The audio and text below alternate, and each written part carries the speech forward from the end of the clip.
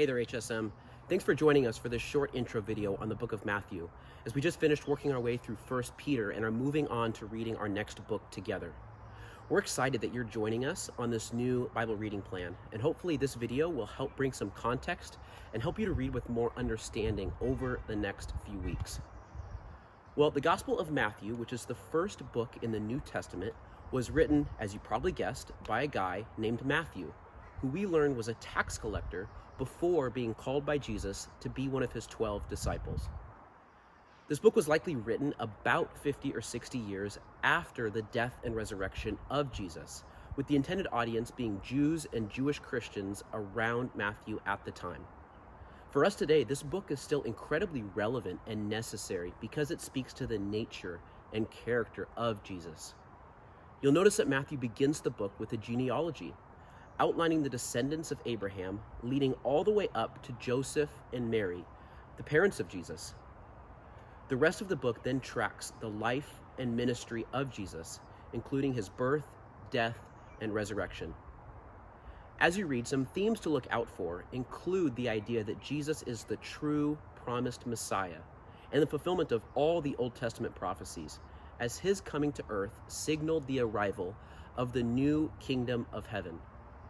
You'll also notice that Matthew references the Old Testament quite a bit to highlight the connection between Jesus and the characters, stories, and prophecies present in the Old Testament.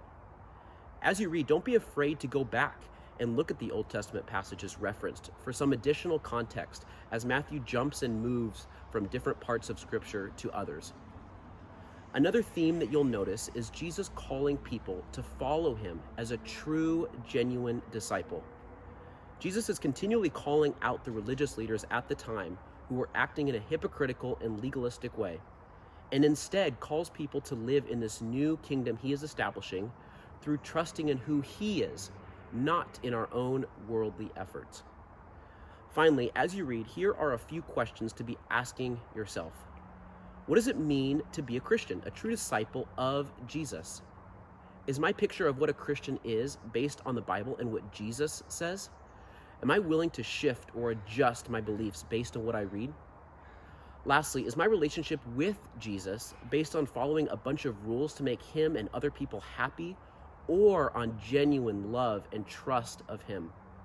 Do I ask for help when I need it, or do I try and do it all on my own? So take some time to think through these things as you read, and feel free to reach out to us or your life group leader with any questions you have. We can't wait to hear what you've learned and see in your own study as you read along with us. Well, we hope this video was helpful and that it encouraged you, and we're so glad that you're joining us on this reading plan. As always, we hope you're doing well, we miss you, and we're praying for you. See you soon, HSM.